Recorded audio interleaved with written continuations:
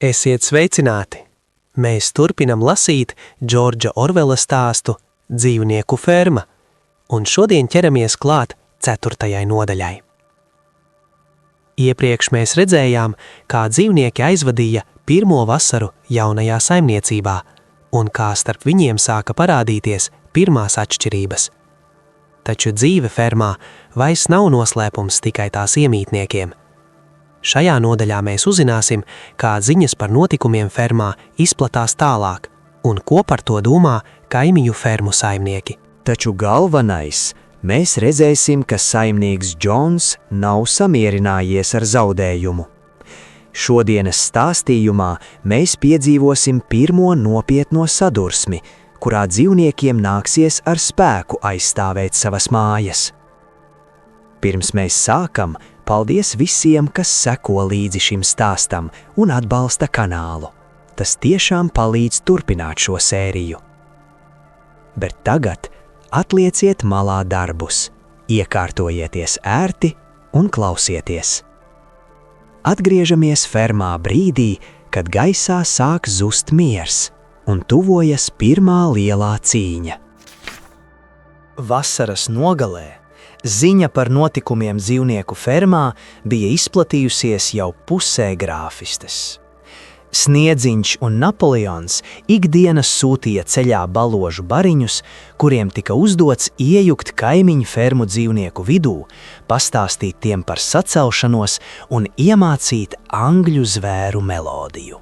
Lielāko daļu laika Misters Džons bija pavadījis sēžot Vilingdonas sarkanā lauvas bārā un žēlojoties katram, kurs vien gribēja klausīties par šaušalīgo netaisnību, ko viņš izcietis, kad viņu no paša īpašuma izdzinusi nekur nederīgu dzīvnieku banda.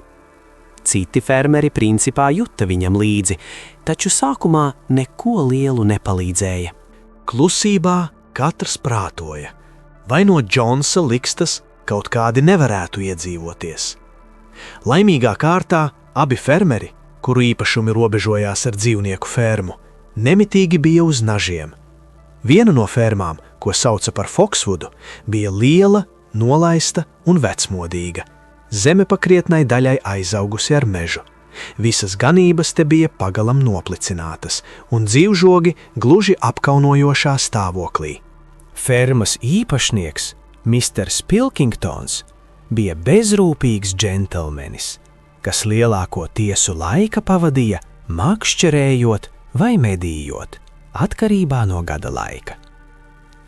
Otrā ferma, ko dēvēja par Pinchfieldu, bija mazāka un labāk uzturēta. Tās īpašnieks bija kāds Misters Frederiks, spēcīgs, viltīgs vīrs, kurš nemitīgi bija iejaukts tiesas prāvās un izslavēts kā liels naudas plēsējs.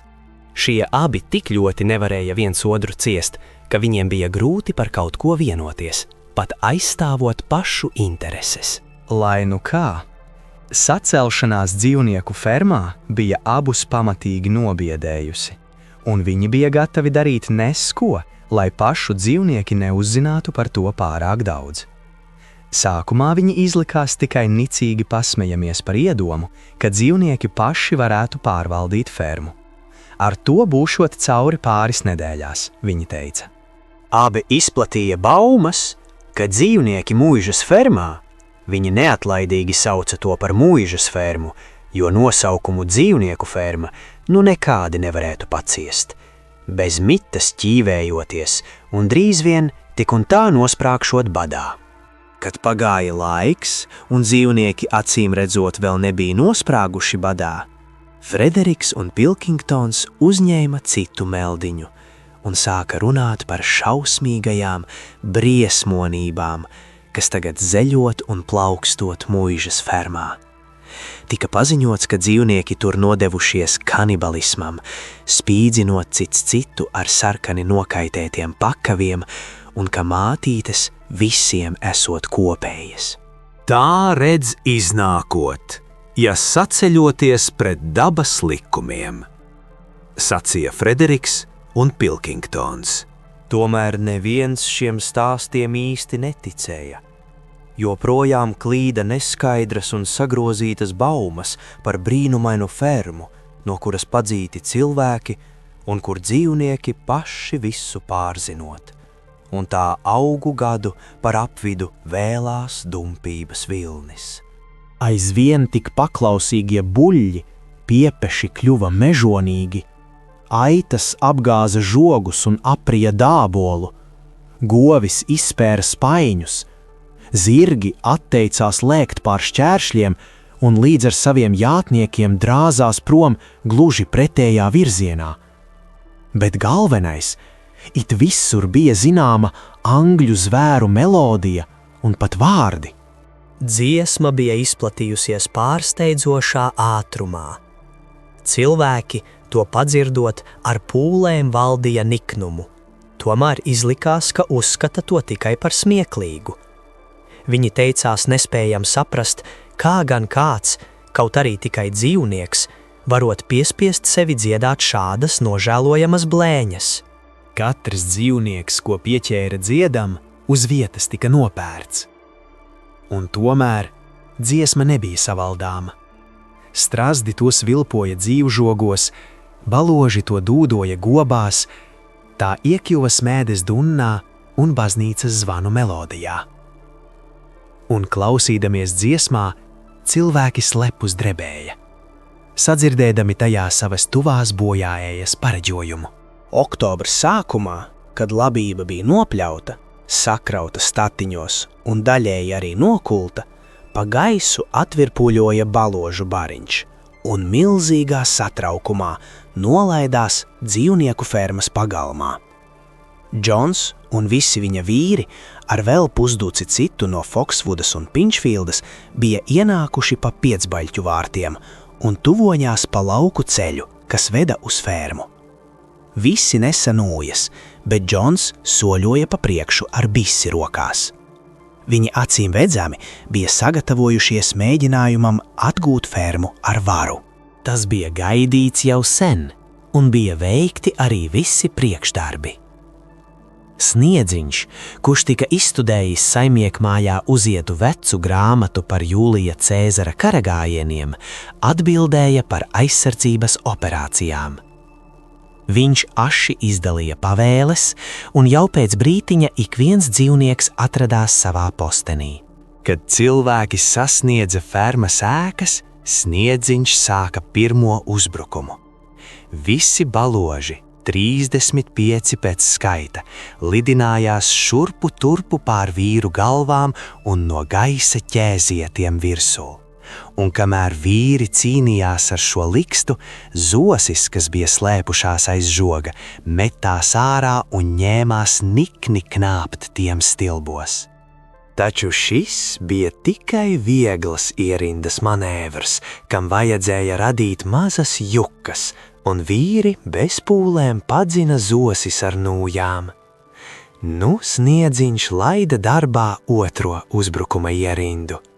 Mjūriela, Benžamīns un visas aitas ar Sniedziņu priekšgalā metās uz priekšu un sāka grūstīt un badīt vīrus no visām pusēm, bet Benžamīns apgriezās apkārt un vantēja tos ar pakaļkājām. Taču atkal izrādījās, ka vīri ar nūjām un naglotajiem zābakiem ir pārlieku stipri, un pēkšņi pēc Sniedziņa kvieciena, kas bija atkāpšanās signāls, visi dzīvnieki pagriezās un pa vārtiem iebēga pagalmā. Vīri iekliedzās uzvaras priekā. Viņi iedomājās, ka redz savus ienaidniekus mūkam un nekārtīgā pūlītī pa galvu pa kaklu skrēja tiem pakaļ. Tieši to tika paredzējis Sniedziņš. Līdz ko vīri bija pagalmā, aizmugurē negaidot parādījās visi 3 zirgi, 3 govis un vairākas cūkas. Šie dzīvnieki bija gulējuši slēpnī laidarā un nogrieza viņiem atpakaļ ceļu. Nu Sniedziņš deva uzbrukuma signālu. Viņš pats drāzās tieši virsū Džonsam. To redzēdams, Džons pacēla bisi un izšāva. Skrotis ieskrāpēja Sniedziņa mugurā asiņainas švīkas, un viena aita pakrita beigta. Nemirkli neapstājies, Sniedziņš ar visiem saviem 100 kilogramiem metās pret Džonsa kājām. Džons ievēlās mēslu kaudzē un bise izlidoja viņam no rokām. Tomēr visdraudīgākais izskatījās bokseris, kurš bija pacēlies pakaļkājās gluži kā ērzelis un ar lielajiem dzelzi apkaltajiem nagiem zvetēja uz visām pusēm. Pats pirmais trieciens ķēra Foksvuda staļļapuiša galvu, un tas bez dzīvības izstiepās dubļos. To redzot, vairāki vīri nometa nūjas un lūkoja bēgt. Brīdī, kad ceļš uz izeju atbrīvojās, vīri bija gaužām priecīgi, ka var izsprukt no pagalma un jost uz lielceļa pusi. Un tā 5 minūtes pēc iebrukuma viņi ar kaunu atkāpās pa to pašu ceļu, pa kuru bija atnākuši. Bet pakaļ šņāgdams dzinās zosu bars, nemitīgi knāpjot viņiem stilbos. Prom bija visi vīri, palicis tikai viens. Pagalmā bokseris ar nagu bikstīja staļļu puisi, kurš gulēja ar seju dubļos un centās pagriezt viņu uz muguras. Puisis nepakustējās. Viņš ir beigts un pagalam, bokseris sērīgi teica. Man nebija tāda nolūka.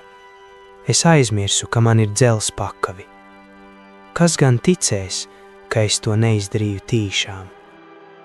Bez jūtelības biedri, uzsauca Sniedziņš, kam no brūcēm vēl aizvien pilēja asinis. Karš ir karš, cilvēks ir labs tikai tad, kad beigts. Man nav nekādas vēlēšanās atņemt dzīvību, pat cilvēkam ne, atkārtoja bokseris, un acis viņam bija asaru pilnas. Kur Mollija? Kāds iesaucās. Mollijas patiešām trūka. Uz mirkli izcēlās liela trauksme. Dzīvnieki baidījās, ka ļaudis būtu varējuši kaut kādā veidā nodarīt viņai pāri vai pat aizvest sev līdzi.